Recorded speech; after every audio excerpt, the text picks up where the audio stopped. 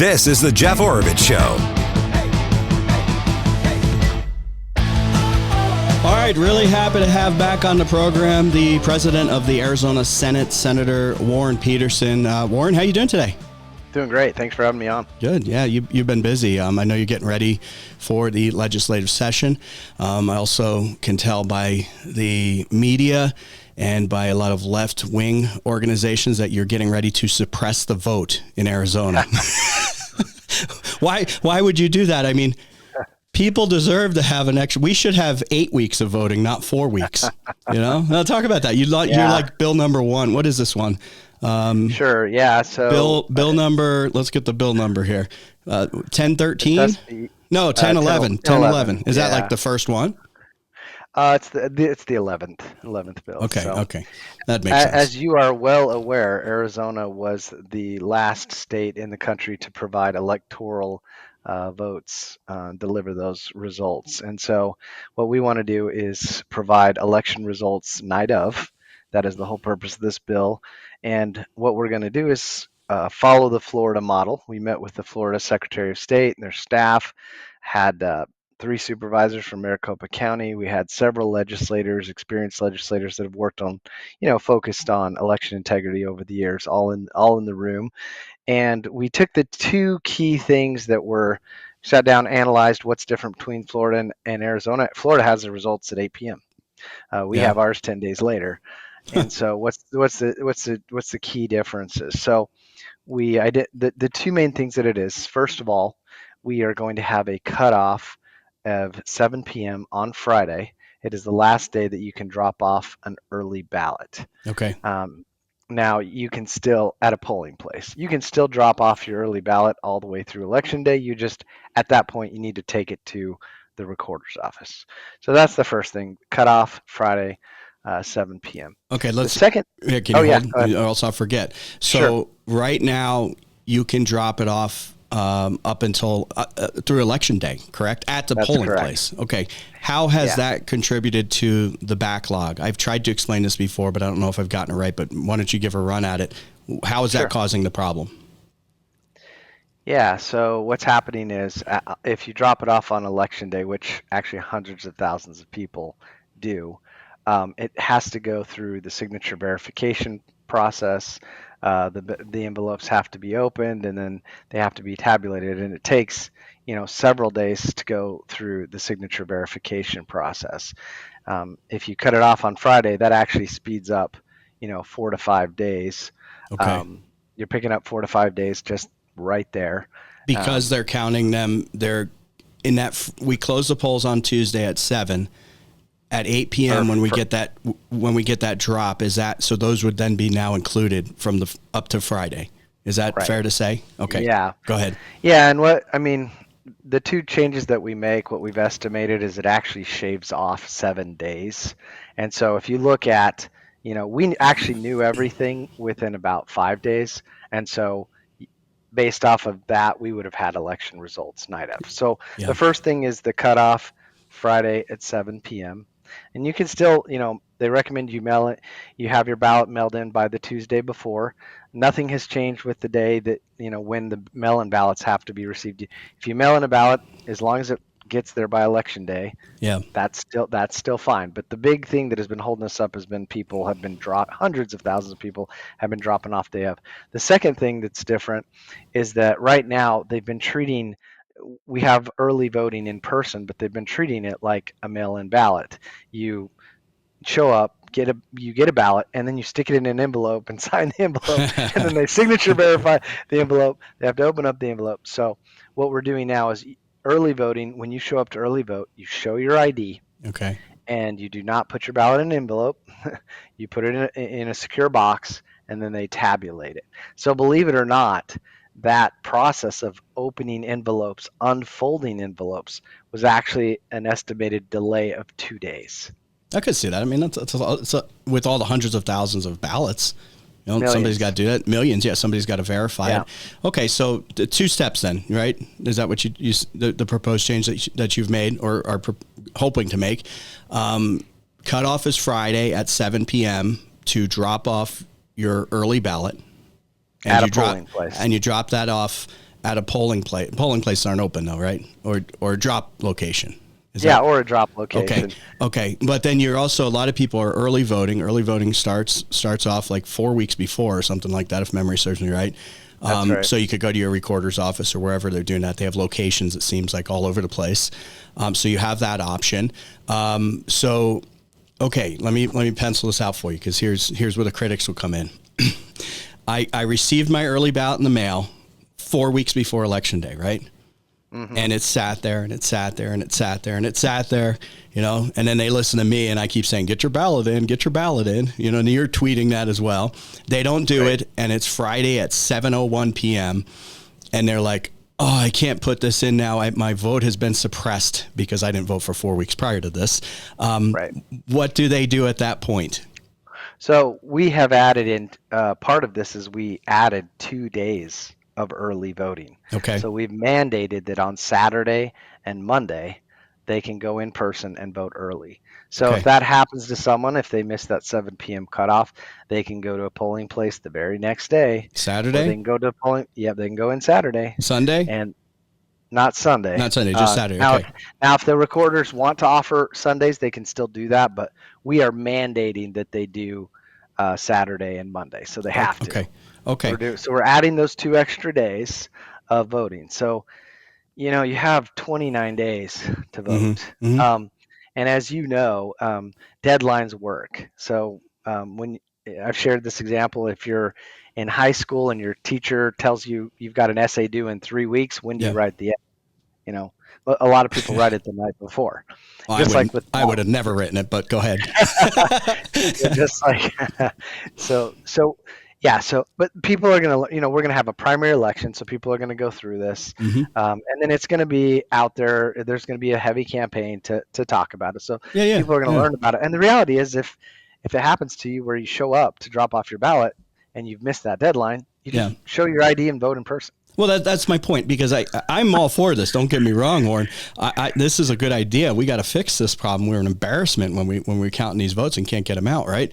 But totally. I already see the suppression talk, and it's baffling to me, because I'm like, really? You had a month, and then, if you missed the 7 p.m. deadline the Friday before, you can then go the next day to whatever they got set up, polling location, voting location, or whatever, and still early vote. Some places are going to wind up doing Sunday.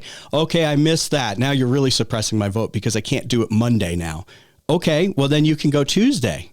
And well, I can't do it Tuesday. Okay, well, I'm sorry, you had a month, right? I'm sorry, you had a month. It's pretty ridiculous. The argument, the disenfranchisement argument, is totally ridiculous. We've added 2 more days, and quite frankly, you don't see it from anybody except for the far left voting groups that do the get out the vote stuff, and they think this will hurt their chances, but we're all being treated the same. And quite frankly, tons of states do this. Florida does this, and you don't hear them complaining about it. No, and they got it that night. So, you'll push this through Senate Bill 1011. I can 100% get behind this, Senator Petersen. The next one. Oh, where's the governor on this? Has she indicated anything? I mean, is this going to be veto land? It's interesting. She's never said anything herself. Her spokesperson has said some things. Early on, her spokesperson was, pretty pessimistic. And I would say the last statement I heard, they were more open-minded. They said they're open to it as long as it doesn't suppress votes. So honestly, we've had situations already where up front she's kind of said, I'm not going to sign that. And then we've been able to work something out, and she has signed it. So quite frankly, I'm optimistic she'll sign it. When you have enough public sentiment, things, she'll sign it. Yeah. And we do on this issue. We have public sentiment is totally with us on this issue. Yeah, I believe that it is. Okay. Now the next one, I've been proposing for years that any tax increase should be done, and this is specific to property taxes, and I think yours is a little bit different here, but the counties and towns can do the automatic 2% increase every year on your property taxes. I'm like, why don't they go to the voters for that? Because we're a piggy bank. Now you've got bill number 1013, which has to do with tax increases. I don't know if it's exactly what I was talking about, but it might be in the right direction. What is this one? Yeah, it'll cover anything. It'll cover your water rate, your sewer rates. It'll cover any kind of fees, taxes, your property taxes, anything. Right now, they can do all of this with a simple majority. And if you look at the legislature, I mean, you're required a 2/3 vote at the legislature. So now what we're seeing is this huge effort to go out. You're seeing, while the state has been lowering taxes, lowering fees, these municipalities are like out of control. Yeah. There's a few that have been fiscally responsible, but the vast majority of them are completely out of control. We're seeing multiple tax increases, and so it shouldn't be that easy. And what this bill will do is it'll require a 2/3 vote. If you want to raise any kind of a fee, you've got to get a 2/3 vote from your council. Okay. Or tax. So if they want to do the 2% tax increase, 2/3 majority vote, which honestly, I'm in Flagstaff. That's where I vote. They're going to have a 2/3 majority. They haven't seen a tax or they're fee. unanimous. They don't they're like unanimously raising your. It is, and that's time. And that's kind of my point. It's like if you look at all the votes on these tax increases, they all have.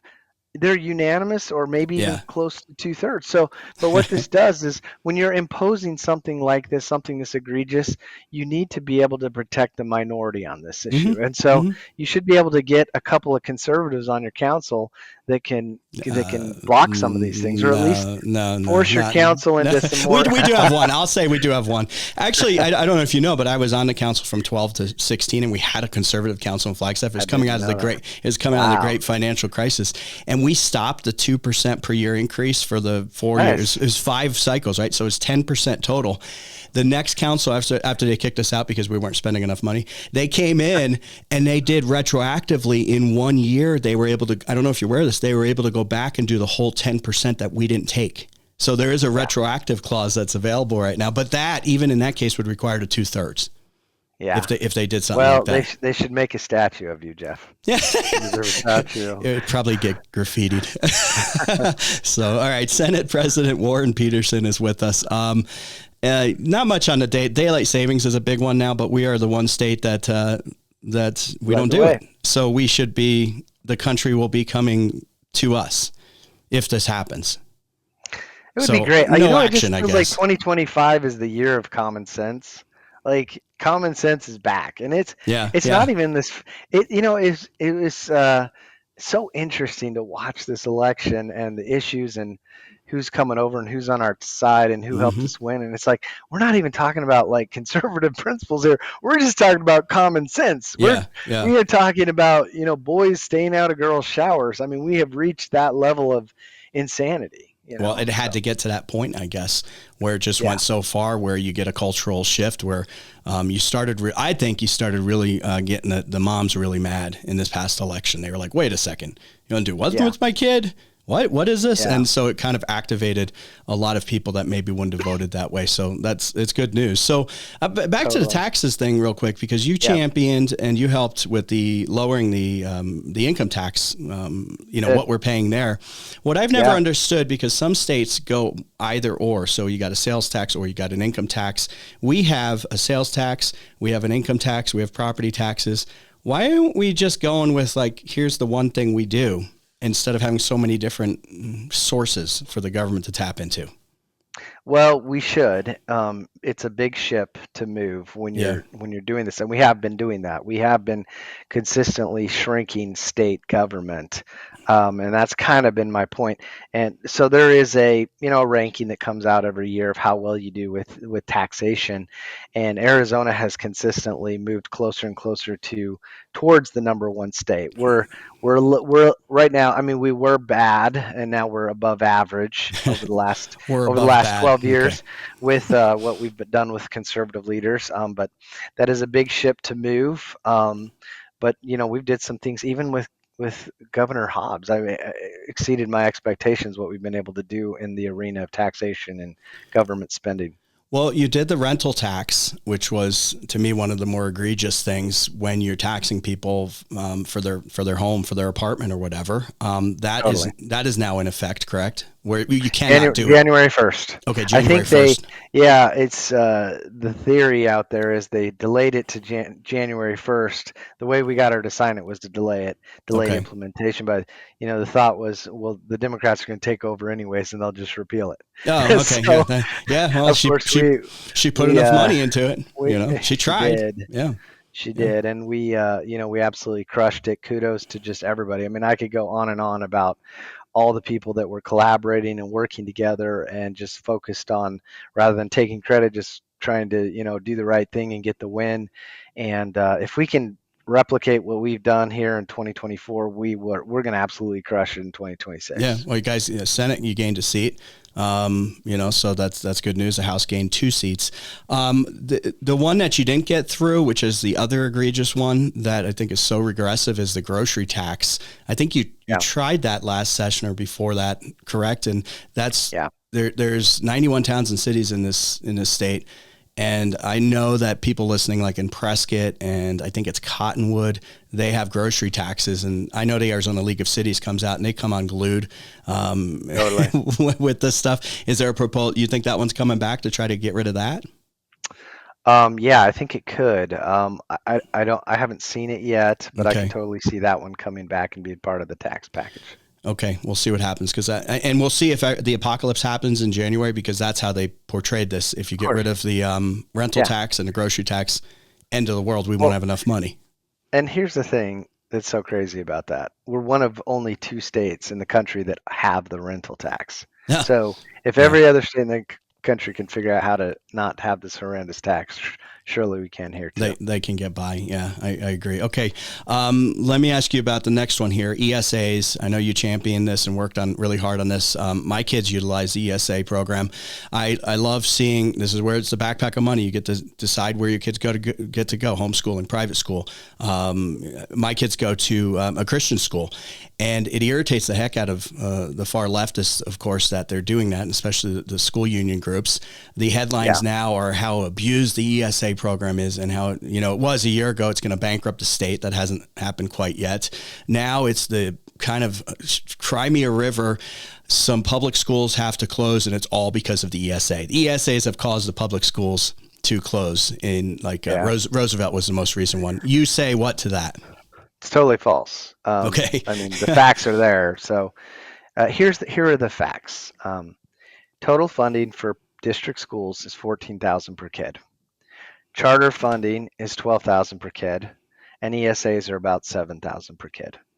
So what has caused, and this is happening everywhere, the biggest cause for these schools shuttering is a decline in student population. Mm-hmm. It's a decline birth rate. I mean, we're just seeing that people are having fewer children. The United States actually would have declined in population had we not had so much migration into the country. Okay. So that is the real issue. As far as K-12 is an entire budget, and if you look at K-12 the last 2 years, they've been within their budget. They've actually been below their budget. So this is total lunacy, and it's really irresponsible media coverage. And I think it feels like the media, ever since the Trump election, is getting a little more balanced. But they have been extremely irresponsible with putting out false information about this. Yeah, and honestly, it's not destruction. Even if we had the same amount of kids, Senator, they're going to other schools. It's not as if we still don't need teachers. It's not as still we don't need buildings. In Roosevelt's case, maybe they get leased out to a different school. People don't want to go to the big behemoth schools anymore, whatever the case may be. I think it's hard, though, when you have an old dinosaur model that's falling apart and people are really connected to that, and they rely on it as well as far as income and so much more. So, yeah, I'm glad you made that point, and it's true, because I see this. I see district schools that are growing, that are expanding. Yeah. And so these district schools that are shrinking, part of the problem is exactly what you're talking about. They have poor curriculum, they have poor results. Maybe they're too woke. Maybe their kids get bullied. Maybe they're not. Whatever it is.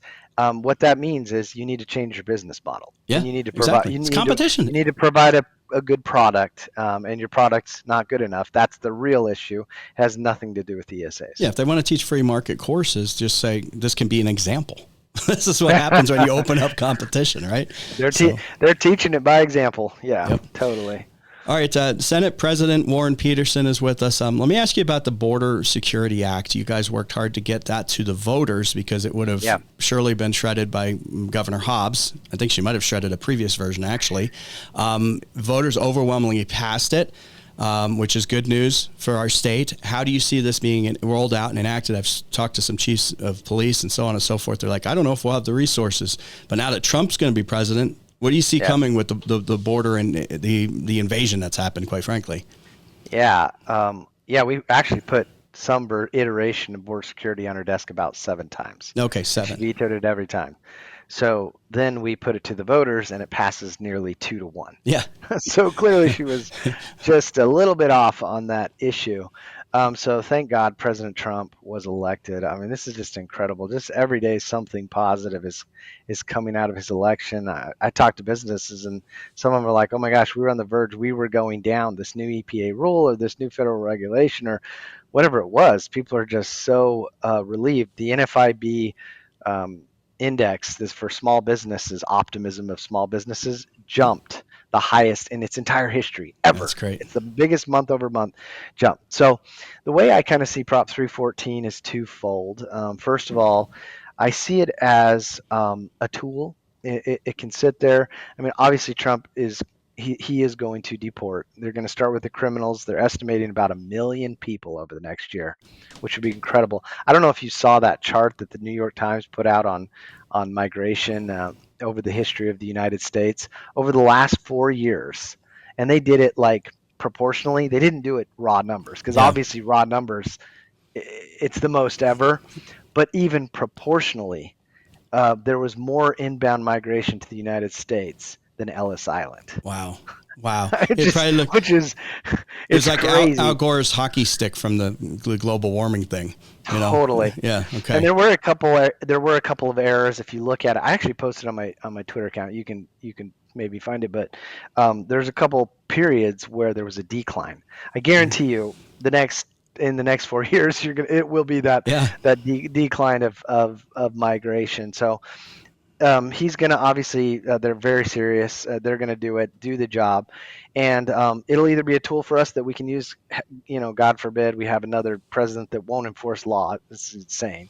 It won't enforce law. Or it can be a complement, something we use complementary with the Trump administration where we can enforce, state laws instead of, we work in partnership with the federal government all the time. Yeah. They pass laws and then we end up implementing. A perfect example is, like a PM10. This is the dust control stuff. Well, that's enforced by the counties. That came down from the EPA. That's a federal law. Okay. So this just the same thing that we can have situations where we have local law enforcement working with the federal government to support. And I guess it'll be up to you if Hobbs decides to be like you hear about, like Illinois' governor and others, that I'm not going to work with Trump on the immigration issue. So if she goes that rogue route, which will really seal her fate in the next election, you'll have to step up, or maybe with legal actions. Yeah. And Senator Petersen, I mean, that's something you've been doing as your tenure there, is stepping up on the legal side of things. You've been in front of the Supreme Court, or you've had attorneys doing that, or whatever. I mean, you have had to do that multiple times. Yeah, believe it or not, I'm involved in one way or another over 50 lawsuits right now. 50 lawsuits. I've spent all day in depositions. It's brutal. For boys and women's sports. I've sat all day in depositions for non-citizens voting.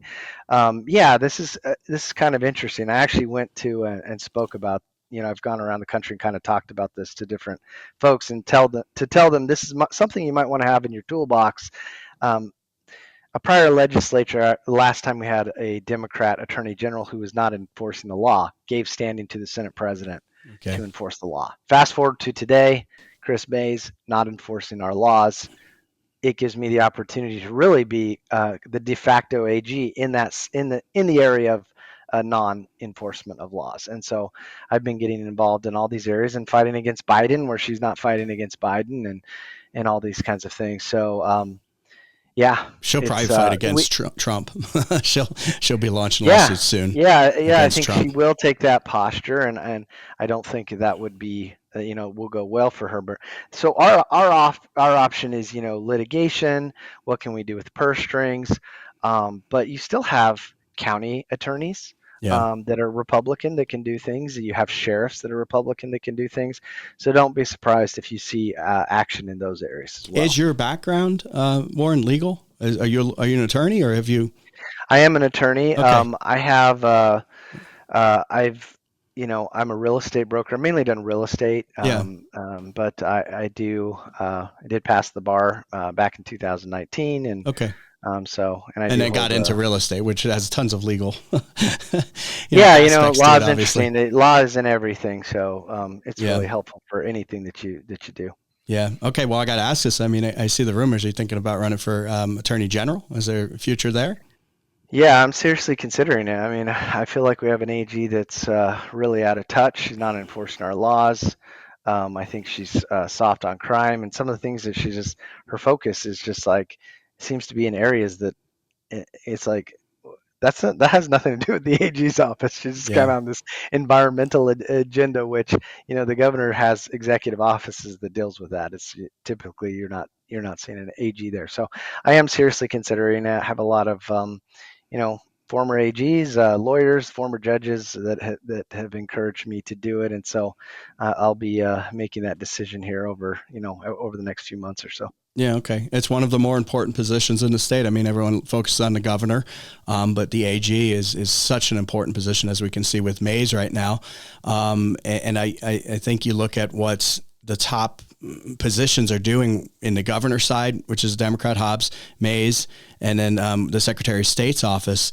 And those are all seats that I think are very vulnerable for them. And it's quite frankly, quite a disaster. You wonder how different, and tying in two issues here, the AG side of things, but also the election issues, what the difference would have been. And I talked with Congressman-elect Abe Hamaday recently, and I mean, they burned his ballots, that's a state law. He said that they have to burn them after a certain amount of time, and they never heard the case. And he supposedly lost by like 230 or 200 and something votes. So how different could things have been right now, had we had different election processes? Yeah, honestly, AG has never been on my radar, and probably like a lot of people, I've taken AG for granted as we've had Republican AGs. But when you get a Democrat AG that wreaks havoc, you really start to appreciate what a difference it can make to have a good AG in office. Yeah. Okay. Just to wrap things up here, and we're with Senate President Warren Petersen. Where do you see this session going? I mean, you picked up a seat in the Senate, you picked up 2 seats in the House. You still got the governor who loves the veto records. How do you see this playing out here, this coming session, which is going to start, second week in January? So when's that coming up? Pretty quick. Yeah, it's coming fast. Second week in January. Yeah. What do you see? And, I see us doing what we've been doing. We've been incredibly successful over the last 2 years in this era of divided government. We have had majority plans. We've delivered on those majority plans. We put it on our desk. They talk about 3 equal branches of government. That's actually not true. The most powerful branch of government is the legislative branch. But only if they are united. Usually you will see the governor has the advantage. The governor has the power, and the reason that is because the governor only has to agree with herself, and then she can move, right? Whereas the legislative branch, you've got to get 16 and 31 people on the same page, and that's not easy. But kudos to both caucuses. It's the most united we've been. I mean, I've been at the legislature for over a decade, and it is the most united legislative caucus that I've ever been a part of. And that has been the key, because we've been united. We have, stood up to our privileges, if you will. We've been the more powerful branch as we've done that. Yeah, I think so. And I think that'll definitely be the case for you guys this session for the Senate. I hope with the House, they had a little more contentious leadership vote over there, but we'll see what happens. That, these bruises heal up and go away pretty quick when it comes to the inner kind of party fighting stuff. So hopefully that is the case. Okay, we'll see how it all pans out coming up, and I hope we get some updates for you once the session begins. I know you get crazy busy, but we appreciate those and appreciate all that you're doing down there, and a lot of good stuff down there. So Merry Christmas coming up, and Happy New Year. Merry Christmas, Jeff. Thanks for having me on. Thanks for watching this video. Thank you to everyone listening on the podcast as well. Do me a favor right now. Please subscribe I appreciate everybody that's doing it. Subscribe, and share with your friends. If you've already done that, leave a comment. That helps us out a lot, and we'll see you back here real soon.